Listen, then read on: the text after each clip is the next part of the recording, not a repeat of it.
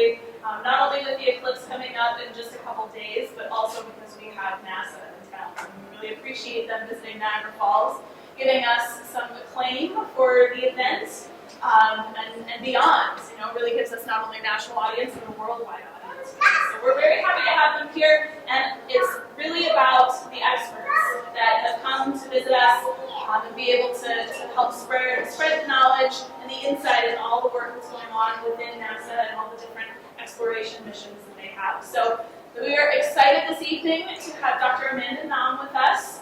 She was actually somewhat selected for our site specifically because we put in a request when we first got in contact with NASA. We were like, well, being an aquarium, we're all about the water. So we know there's a huge desire to find water on other planetary bodies, and so we wanted to see how that tied in then with our own mission with aquatic environments. So she was the one that kind of fit in with that desire the best. And tonight we are actually going to hear more about the Artemis mission that is headed to the moon than we are about maybe so much of the water, but if you can join us tomorrow night, we're going to hear about Europa and the mission there and really the bigger search to find water on that moon. But before I turn it over, let me just give you a little bit of background on Dr. Nahm. So she is the program officer, program scientist, deputy program scientist for the Europa Clipper, and science mission directorate. Some pretty major titles there. And she is part of that deputy program scientist for Europa Clipper, ensuring that scientific capabilities of the spacecraft are maintained during mission development and the spacecraft construction, and then being also the lead for Science Mission Director's Inclusion Plan Community Practice, and that basically boils down to being responsible for standardizing all practices with respect to inclusion plans for those grant proposals in there. So a lot of different titles, many different hats that she has on, but we're very excited to just hear even just a small tidbit tonight. And I hope you enjoy the program. We definitely want to have questions from you all, so feel free to hold on to those towards the end, I'm sure, unless you're open to it during the presentation. And try not to be too distracted by our other residents here. We're also excited to have her in the house. But without further ado, Dr. Nahm. Thank you.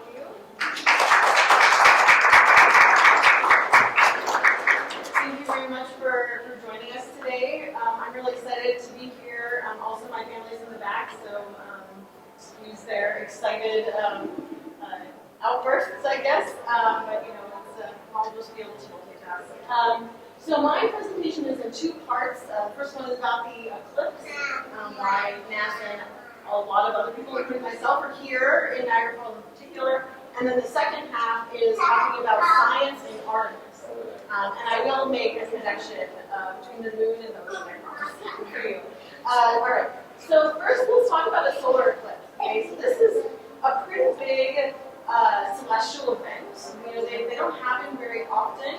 And I'll explain what you'll see, hopefully, if the clouds are gone, and what you will see when there's clouds.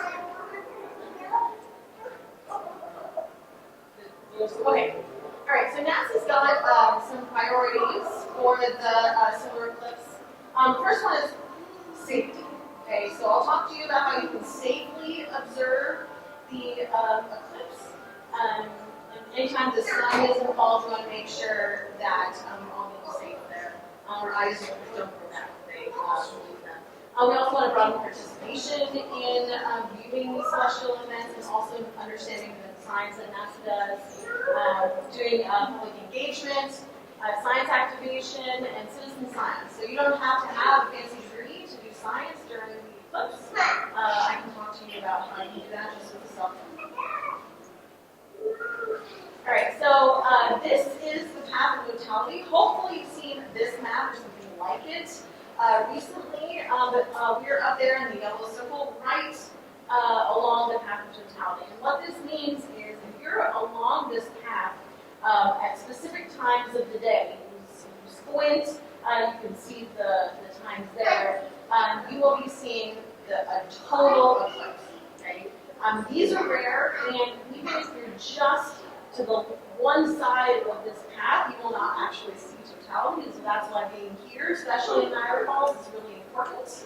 That's why I drove all the way up to be here so we could see it. And so this is just the path there. NASA has sites, we're calling them sunspots. One here in Niagara Falls. There are 12 of them, all the way from Mazatlan, Mexico, up through Maine, okay, along this path. Okay, so what is a solar eclipse? Okay, at its core, it's simply the moon passing in front of the sun, and so between the Earth and the sun. Okay, so you'll see on the left, this video is going to continue to be on loop, and then I'll describe this more complicated diagram. So this is what we would see during a total solar eclipse, assuming there's no clouds. Okay, and so we have the disk of the moon is passing in front of the disk of the sun. And for a very brief moment in time, for us it's on the order of 4 minutes, the disk of the sun will be completely obscured by the moon. Okay? And that's where the word total comes from. Okay, so if you're on either side of that path of totality that I showed you a second ago, you'll see a partial eclipse. So at its height, I guess, only part of the disk of the sun will be covered. Okay? But we're going to be really lucky, again, pending clouds and weather, to be able to see the total sun.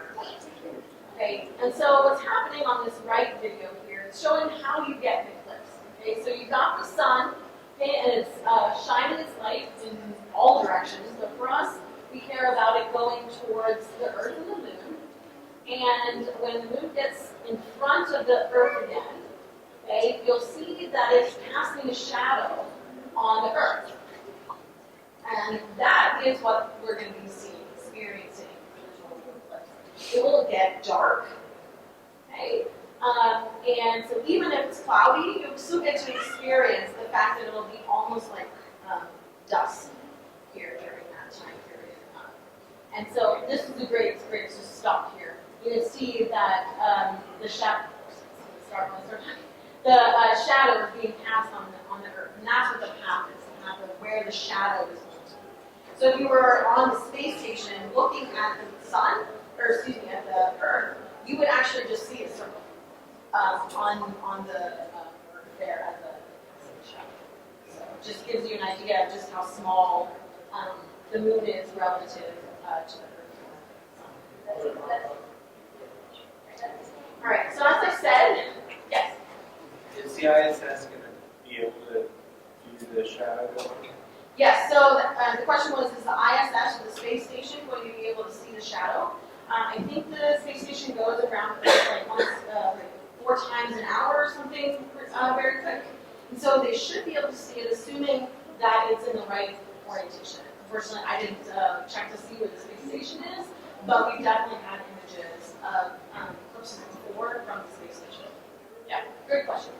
Okay, so the eclipse, again, remember, number 1 is safety. Okay, this is a very, very cool event, and we want you to be able to see them again in the future.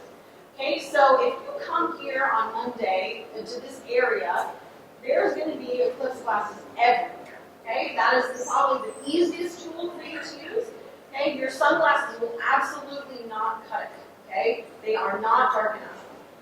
And so it's only safe to look at the sun if you're using something that's got this rating. Okay. I'm not going to read the number out. If you get glasses that say NASA on it, we have given you the safe level there. Okay. If you are unable to get a pair, there are indirect ways, meaning that ways that you can see the effect of the eclipse without actually looking directly at the sun. So those are the differences. So one way to do this is to make a pinhole camera. You've got like a cereal box. It's got a hole on one side. Another side, you have a hole here. The sun behind you, you'll be able to see an image there. Also, I remember when I was a kid, I don't remember what year it was, doing a waffle pattern with my fingers, and you could see it on the ground. You'll be able to see it. But in this case, if you're doing indirect methods, the sun should always be.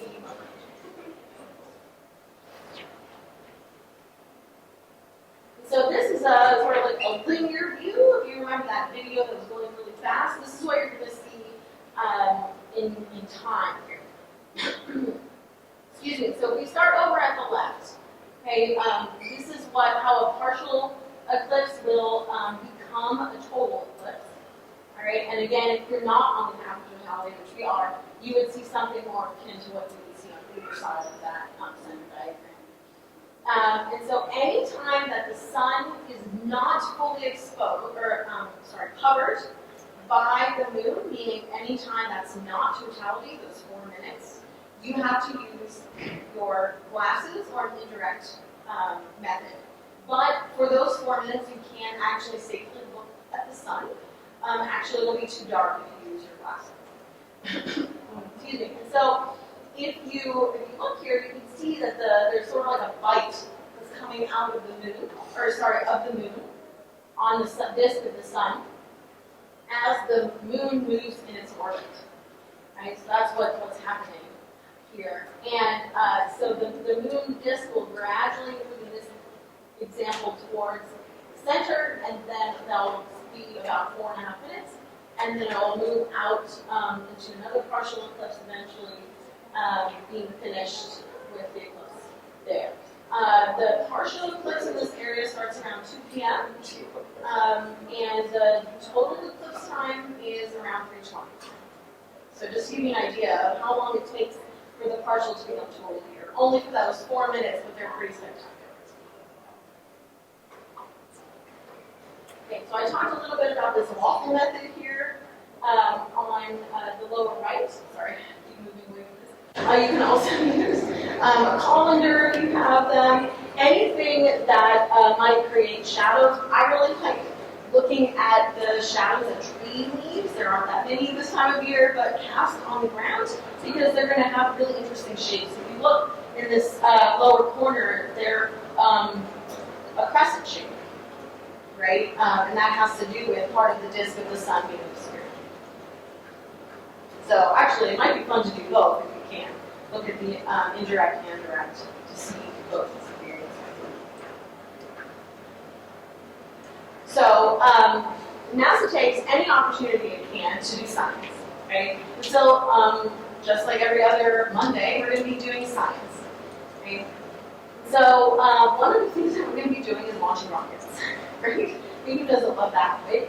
So we are going to be launching what's called sounding rockets from a facility in Virginia. There's going to be 3 rockets, and this will be before the peak eclipse, i.e. totality, okay, launching as a peak eclipse or totality, and then launching after. Both of those that are not totality are again partial eclipses. And so a couple of things that we're going to be doing is really exploring how the eclipse shadow, remember the shadow is going to be projected onto the surface of the sun's Earth, affects the ionosphere, which is the very upper part of our atmosphere. Okay? We're also going to be looking at the changes in density of the ionosphere, how tightly packed the particles are, the temperature. As you might imagine, when the moon is in front of the sun, it's going to get cooler. Okay, that's another thing that you're going to be able to experience even if it's cloudy. And also just how the ionosphere is moving around. Those things might change during an eclipse, and that's what we're going to be sending out rockets to observe. We also have some opportunities for what we are calling citizen science or just public science. Okay? So there's going to be amateur radio operators are going to be listening to, again, the ionosphere, the part of the atmosphere in the very high from the surface. We're also going to be looking at the effect of the solar radiation or light from the sun on the on the ionosphere. And then we're going to be using the 34-meter telescope dish to look at light signals from one part of the solar region versus another. So I'll show you in a later image the disk of the sun and how activity changes during its time cycle, and you'll have an idea of what I mean there. This image here on the right, is showing what's called the corona. Okay? So corona is Latin for crown. Maybe you can see where that name came from.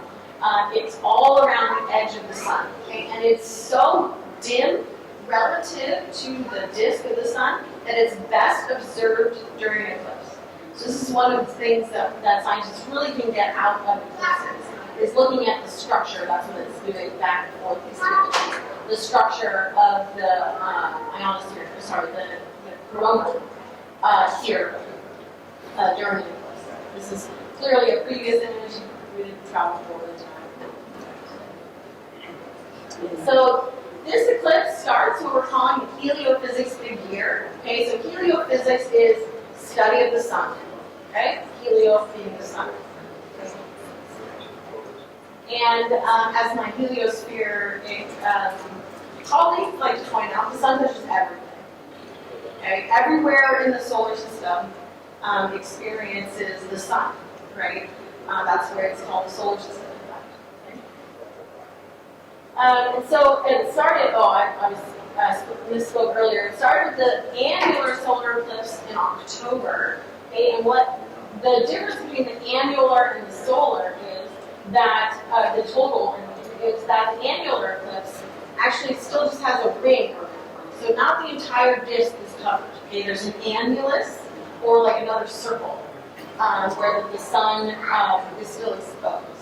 Okay, the difference between the one that we're experiencing on Monday and what happened in October is that the full disk of the sun will be covered in.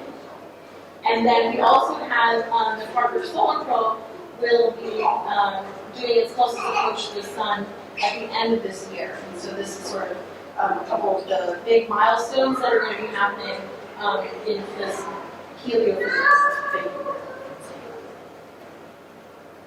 All right, and this is the image that I was mentioning earlier about the difference in activity on the sun. Okay, so at solar minimum, the sun doesn't really look like it's doing that much. I mean, certainly it's active, but it's just not as exciting. But visually exciting. The solar maximum, you have a lot more sunspots. You have a lot more activity. You can see maybe if you look closely enough, sort of rings that reach out from the surface and then come back down. And between solar minimum and solar maximum is 11 years. Okay, and we're getting close to solar maximum. The next one is supposed to be in 25. Okay, so we're able to look at the difference between, say, what happened in October, what you might see in the corona, and how it's different now.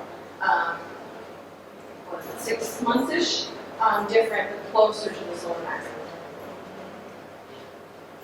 So we think Yes. there'll be a better corona event now since 2017?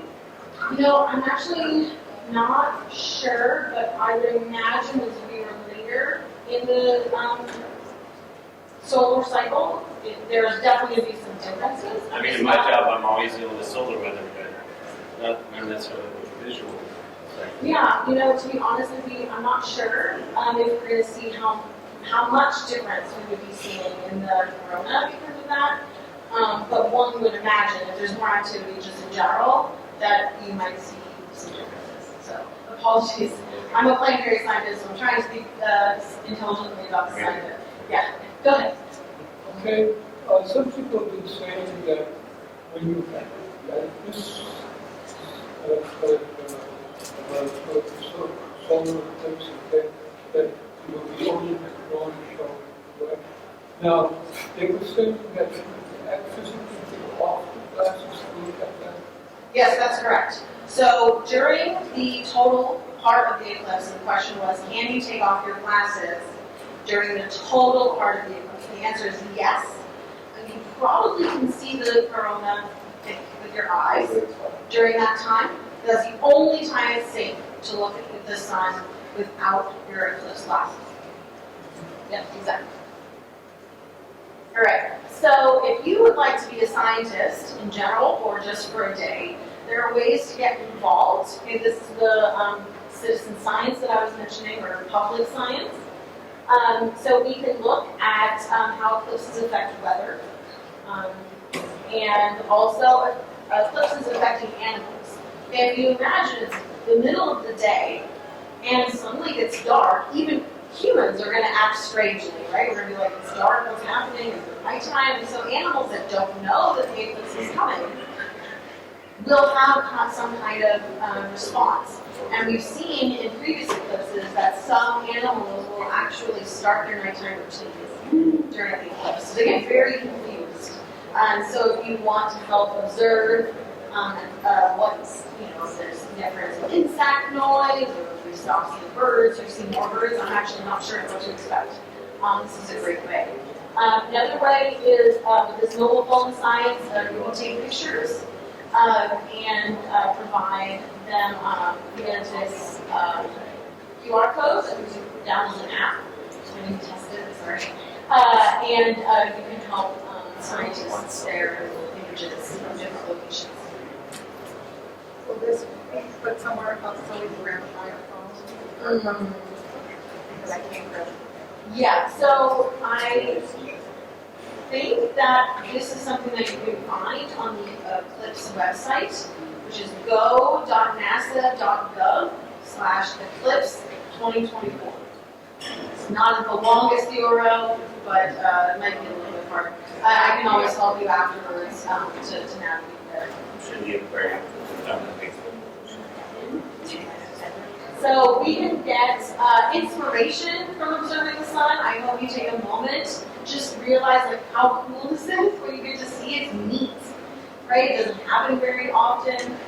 Remember to do it safely, and also to just think about the fact that we're doing science during this event. And scientists are very creative. We're going to use what we can to take data.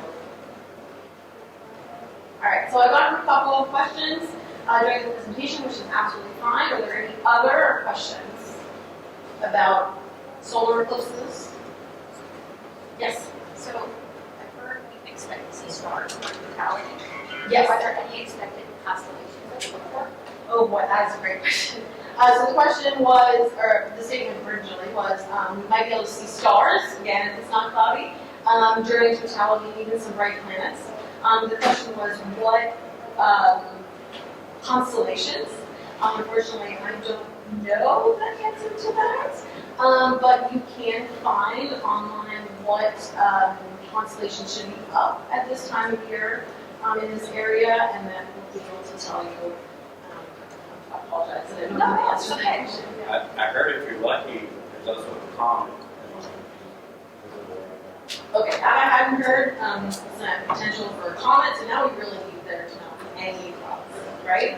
Right. Yes. And how many years will the next solar eclipse be? That's a great question. So the question was, when is the next solar eclipse?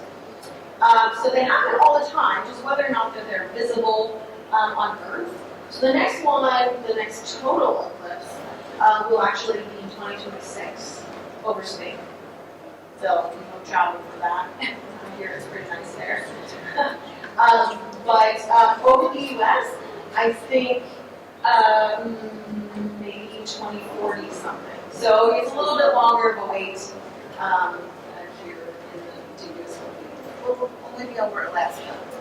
Yes, there is one in Alaska, maybe in the 30s. Yes. But I think in the contiguous 48, it's in the 40s. Yeah. I'm sorry, go ahead. Is it possible if the sun is the moon is behind the sun? Is it still possible for eyes to see it from? So you asked if the moon is behind the sun, can we still see it from Earth? Sorry. Is it possible if the sun can still hurt your eyes if the moon is fully behind? Yes, anytime that the disk of the sun is not covered by the moon, you can hurt your eyes if you look at it directly without any glasses. So the moon is behind the sun, meaning that the sun is between Earth and the moon. None of it's going to be covered. So we want to make sure that you don't look at the sun without glasses.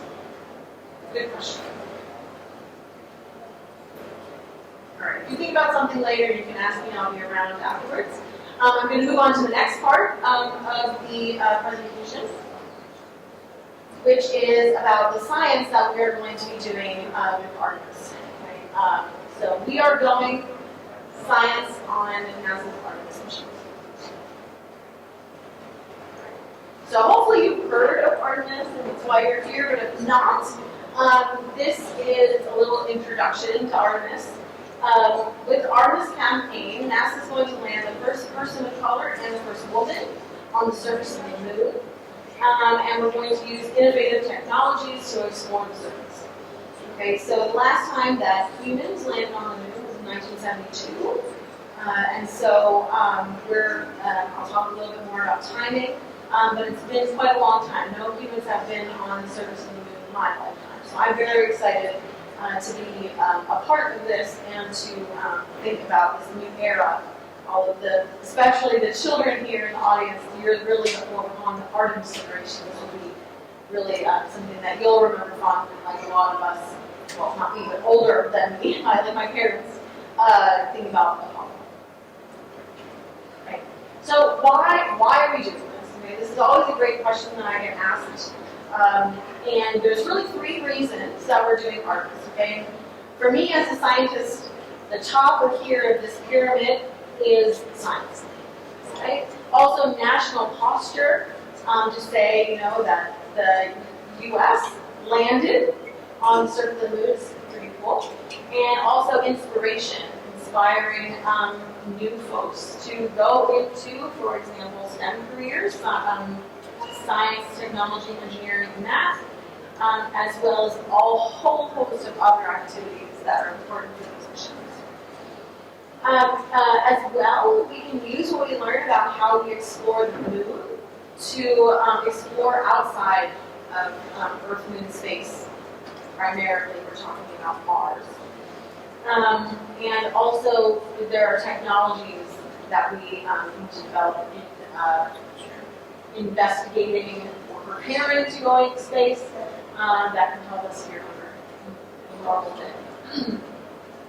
Excuse me.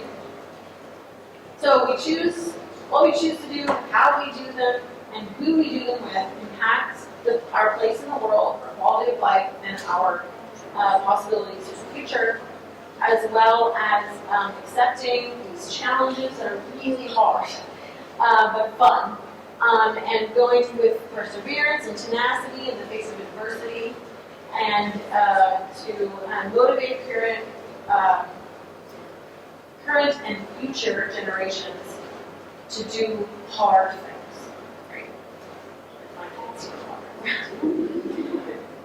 Okay, so here's sort of our notional plan for Artemis. You'll notice on purpose there are no dates. All right, so the ones I have here on the left are Artemis 1. Artemis 2 is in the middle, so Artemis 1, we'll talk about that in a little more detail maybe on the next slide, is the first human spacecraft to the moon, human-rated spacecraft, there were no humans there, in the 21st century. In Artemis 2, we'll have the first humans in orbit around the moon in deep space. And then we start with Gateway, which is a little bit like space station, but not the same way that we have like on Earth, around Earth. And then 3 to 5 is where we have crewed missions to the surface. Okay, so I'll stop with Artemis 3 when I'm doing my presentations. We also have the Lunar Reconnaissance Orbiter, which has been in orbit around the moon since 2010 and is still going strong. We completed Artemis 1 in 2022. And we also have had, maybe you saw recently in January, we had an attempted landing near the south pole of the moon. No, that was on the near side of the moon. Unfortunately, it didn't make it, so it burned up in our atmosphere. But the second lunar payload was able to land on the surface, but it sort of fell over on its side. So we're still getting better, but it's still a big deal because that was the first time a commercial company landed a spacecraft near the South Pole. It's pretty cool. The Volatile's investigating polar exploration is scheduled to launch later this year. It will be near the South Polar region, looking for volatiles. And as I mentioned earlier, Artemis 3 is when we are going to be having the first crew on the surface. So I'm going to talk about Artemis 1 for a minute. We didn't do much science, but I got some really cool images, and everyone loves a good video of rocket launch, so I'm going to show that as well. So yeah, let's just get into it here. All right, so in November of 2022, the first launch of the SLS, Space Launch System, happened. It was pretty spectacular. I'm going to show you a video, you'll see. This image here in the middle is Orion. That's where our human crew will be located for Artemis 2, which I'll talk about. This is a real image of the moon there in the corner. And then in December, the uncrewed Orion capsule, pictured here in the middle, came down in the ocean near San Diego. Let's see. Here we go. Artemis 1 launch. I'll be quiet when you watch it for a minute. It's just here. Just music.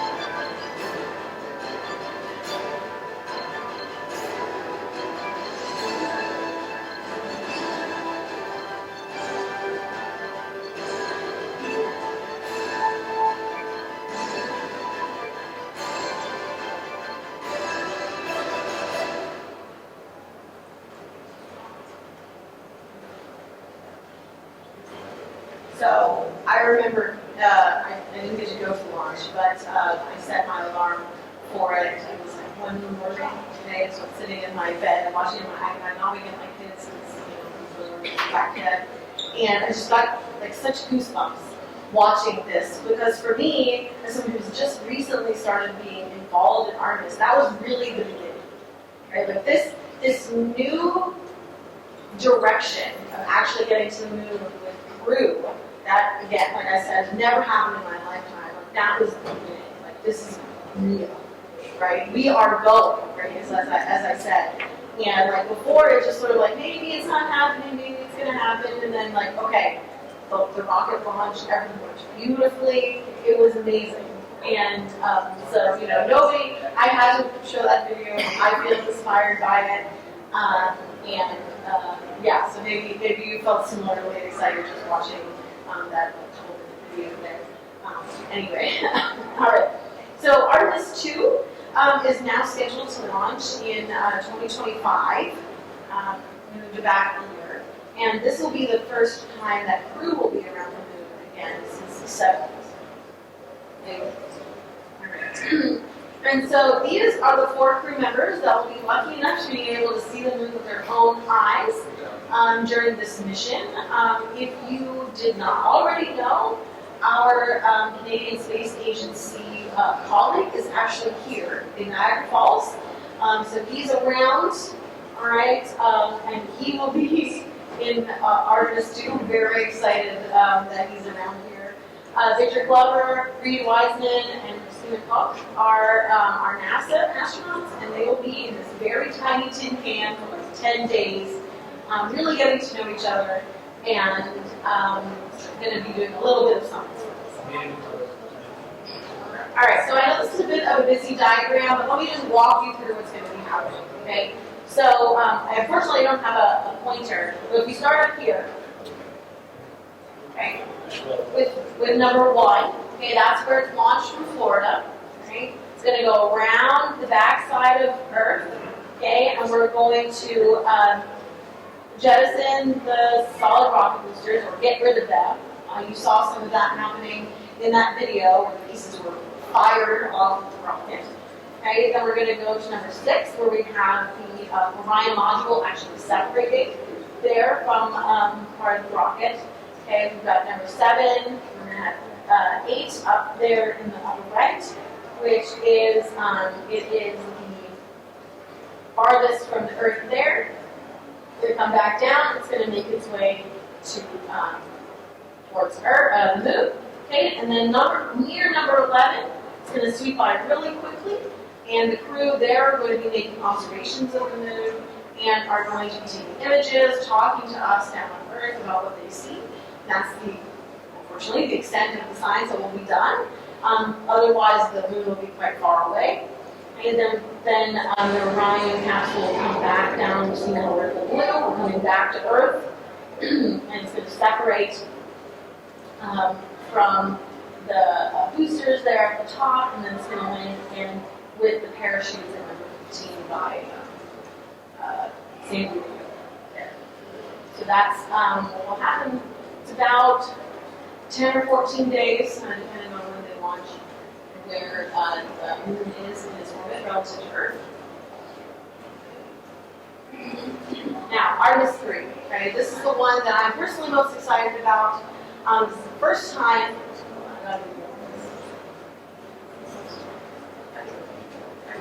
There we go. This is the first time that human feet will be on the moon in more than 50 years.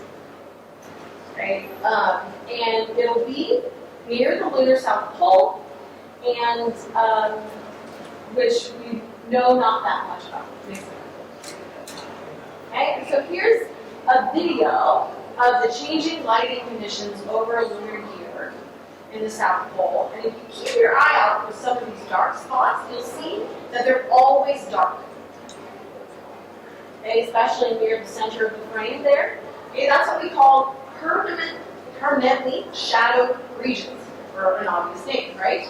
And we think that there is ice, water ice, in these permanently shadowed areas. We don't know what that's like. We don't know if it's just the surface frost.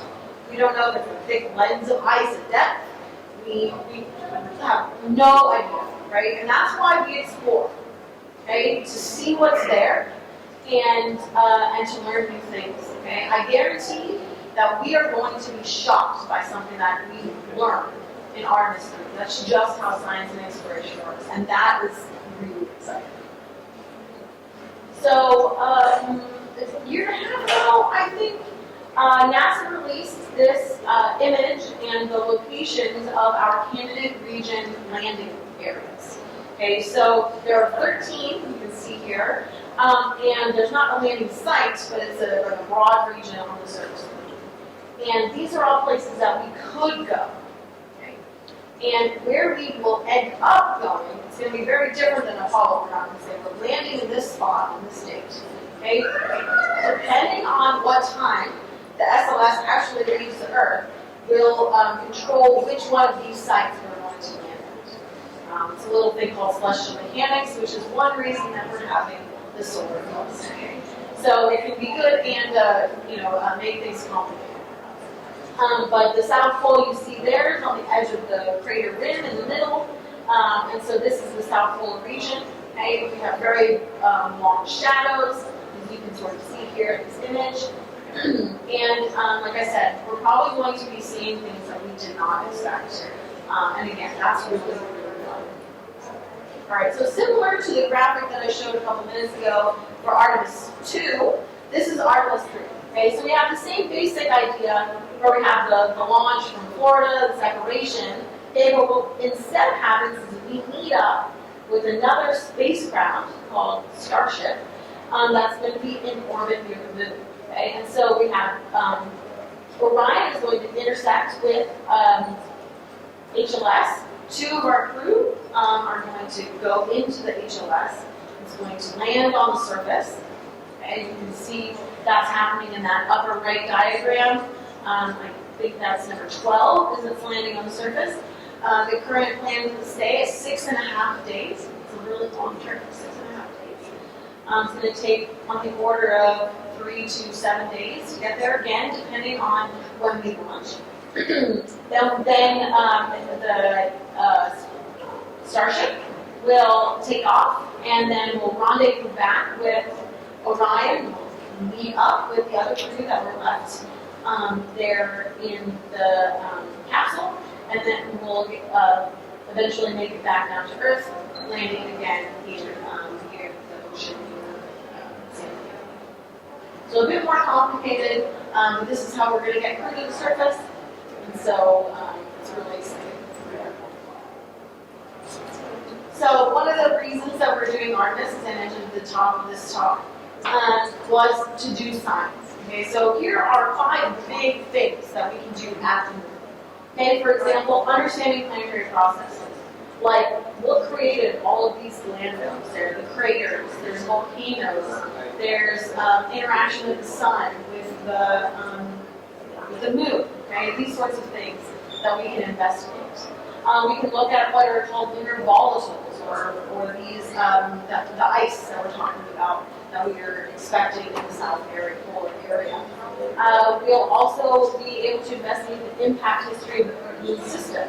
Okay? The moon was formed by a giant impact, okay? And we have seen evidence of a lot of other impacts post-formation. So we can learn about that history. We can reveal the record of the ancient sun. Okay, the part of the surface of the moon holds on to particles from the sun, okay, as it bombards the surface. And if you dig down deep enough, you go back in time. Okay, so the deeper you get, the older it gets. And so if you look what the particles look like there from the sun, it'll tell you what the sun was doing and looking like, essentially, millions or billions of years ago. Observations from a unique location, okay? Because we see the surface of the moon only one side at all one time, okay? None of all of the broadcasts that we are constantly spewing out all the time from Earth actually get to the far side of the moon, okay? It's called radio quiet, okay? And we can make observations on using telescopes that are planted on the far side of the moon for a quiet zone that we wouldn't be able to do from Earth or from the near side. And also being able to conduct unique science in the lunar environment. Another thing that I'll talk about is biological sciences or in plants. So there's 2 main ways that we're going to be doing science in Artemis 3. One is using crew. Right? I think if you have a picture of Apollo in your mind, you probably are thinking about astronauts walking around on the surface, taking pictures, picking up rocks, bringing samples in. Okay? That is a really important way of doing science. Okay? And that's what these astronauts are doing here. This is, of course, an artist's depiction, but hopefully we'll be seeing something like this soon. Okay. The other way we can do science on the moon is with instruments that we leave on the surface.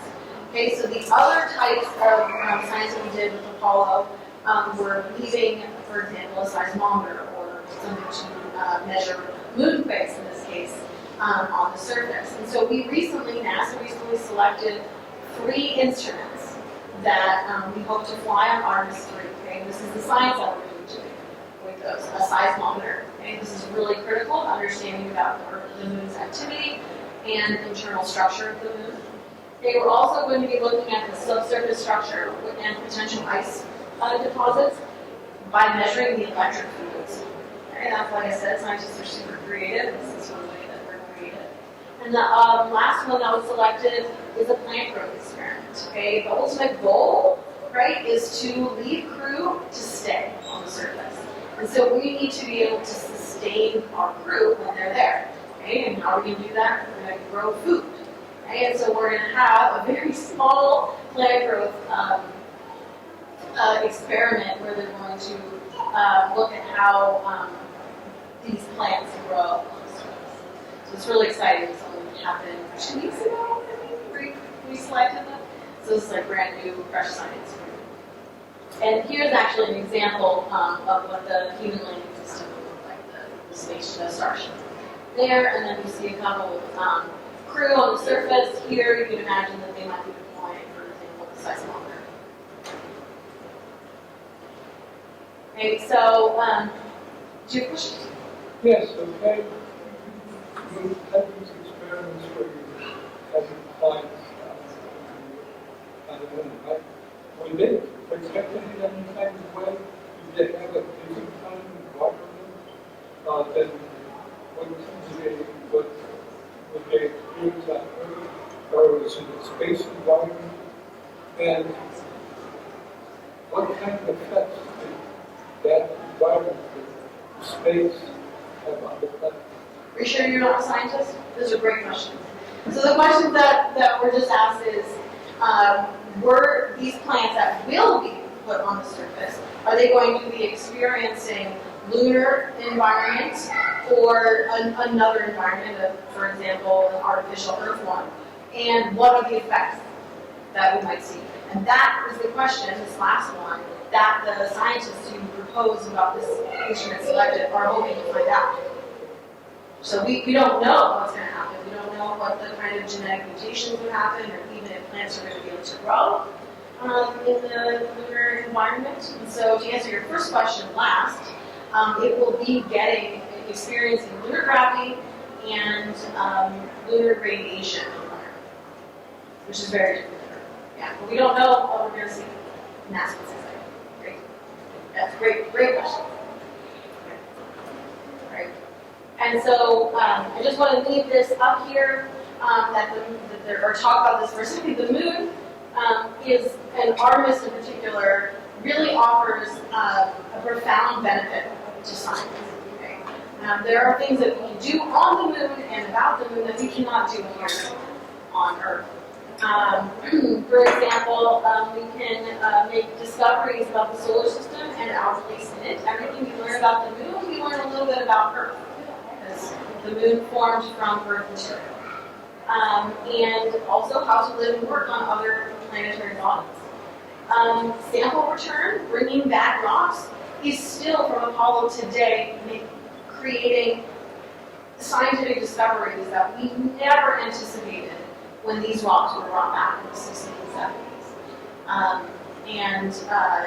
We anticipate similar kind of paradigm change with rocks from a new part of the moon that we can learn, just things that we can't even imagine.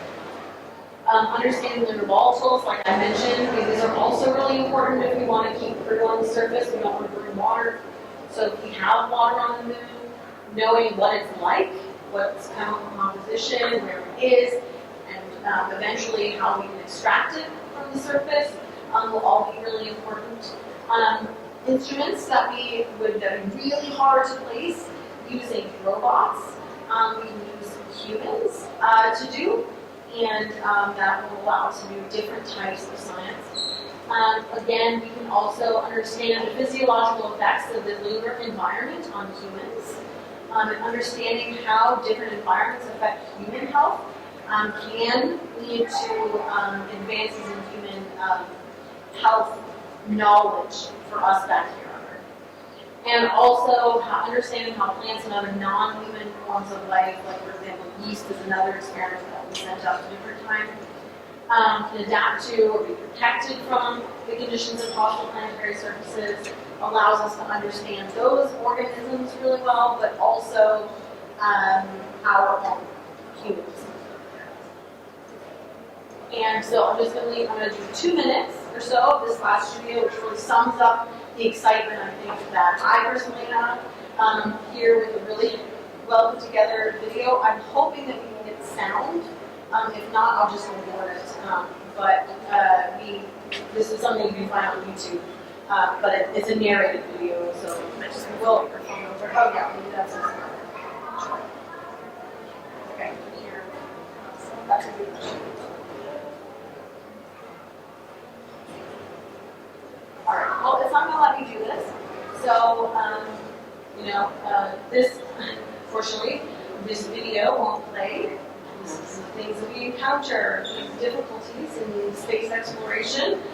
The benefit here is that this is accessible on YouTube. So when we type in Why the Moon, YouTube, NASA, it's narrated by Drew Barrymore, okay, who does a much better job speaking than I do. It's her job, and I definitely recommend that you watch this video. Excuse me, apologies for that. All right, but exploration is a team sport. Okay, today I really just talked about scientists, but I also mentioned that we need crew, we need people who build all of the hardware, we need doctors to keep our crew safe. We have psychologists to make sure that they're okay in this tiny bubble for 10 days or whatever on there. We need financial analysts. We need lawyers. We need everybody, okay, to do space exploration. All right. So maybe if you're not a scientist, you're thinking, well, how can I involve myself in all of this? Here's another way, right? So we have the plans. We have the teams. Now we're going. Okay, so Artemis 2, remember, 2025, first crew to see the surface of the moon with their own eyes since Apollo, and then in 2026, hoping to land some crew on space. Okay, and that's the end of my presentation. Thank you.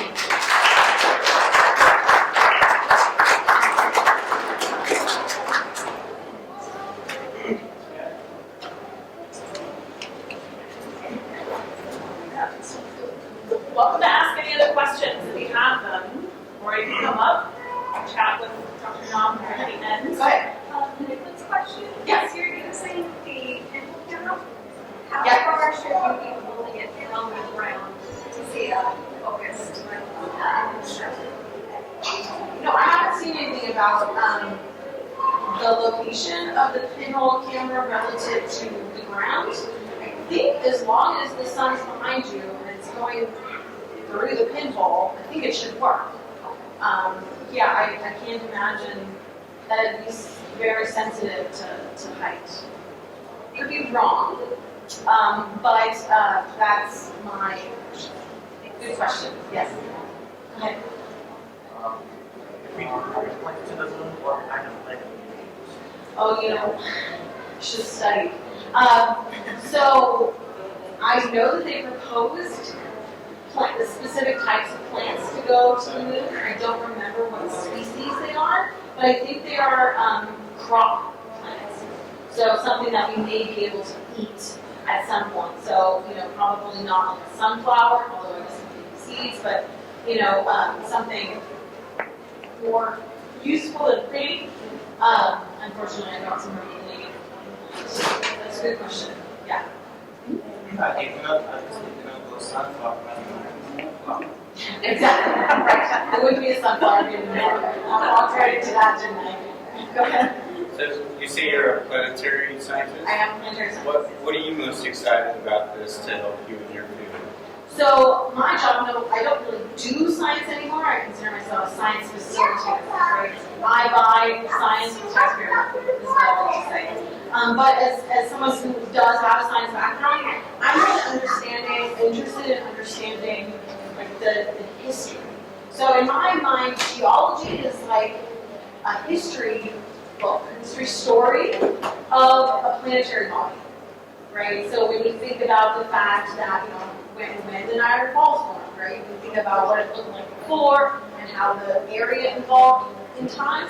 And so that's what I'm really interested in, understanding the geologic history, the story of the thing. So that's most interesting to me. But, you know, I always learn something new. I never thought about myself. So I'm really fascinated with it. So do you think about Phobos in the same way our moon formed? Like maybe that's a similar. So Phobos is a moon of Mars, and it's thought to be a captured asteroid, actually.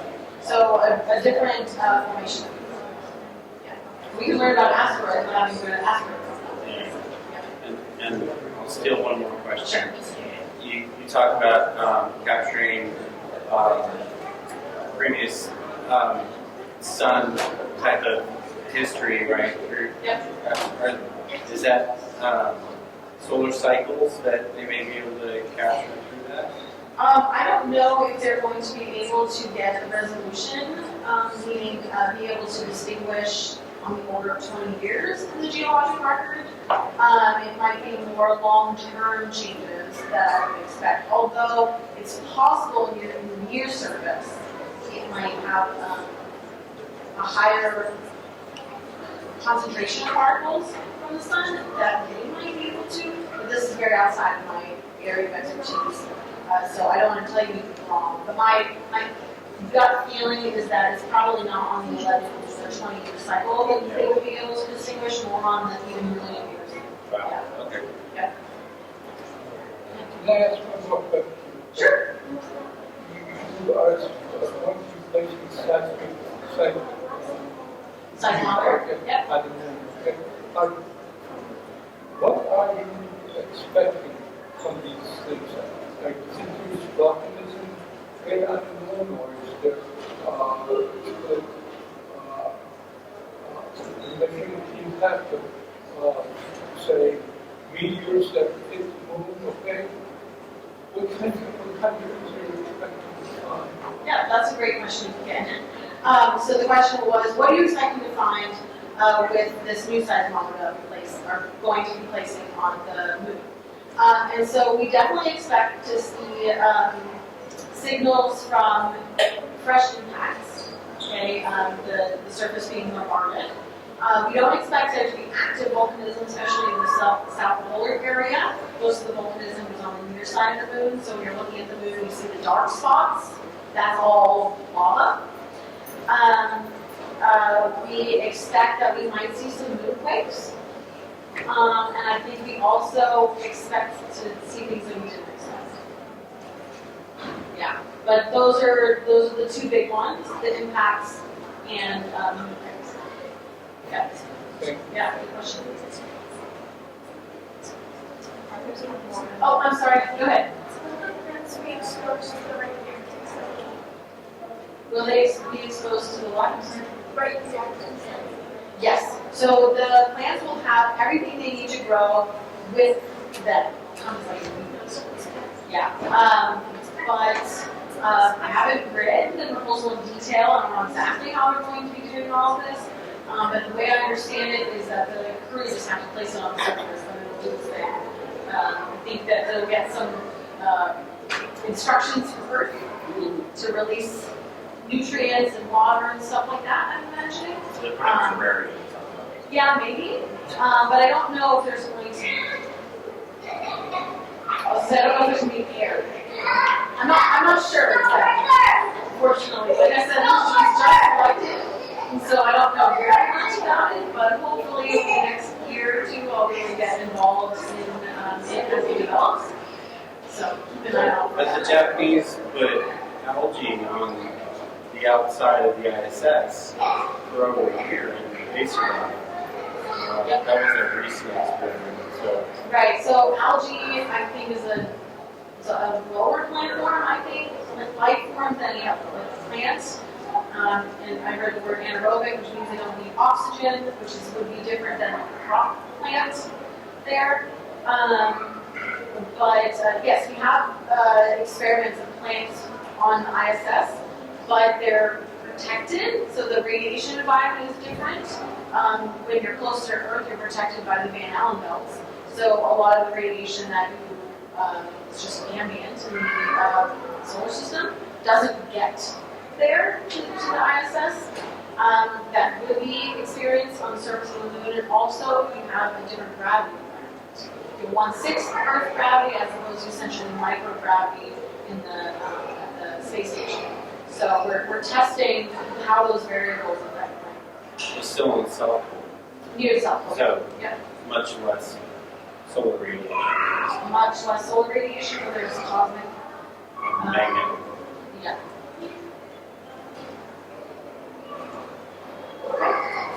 Wonderful. So thank you so much for joining me. Really great questions. Sounds like I'm going to have to read up on this planting experiment the next time. Comment. Devil's And the comment, I'll get up the comment. I always love learning things when I get talks. Hopefully you learned something and thought it was interesting. And just remember to be safe during the eclipse on Monday. Even with clouds, I would not even risk looking near in the direction of the sun, except in totality. Your eyes are way too precious to risk that. So cross your fingers for partly cloudy, I guess. Is the best thing to know there. So, Beautiful. yeah, and it breaks, yes. All right, well, thank you so much for joining me. So a couple things to mention, as you head out the door, we do have some solar glasses. If you don't have yours yet, there are pairs there that NASA has provided.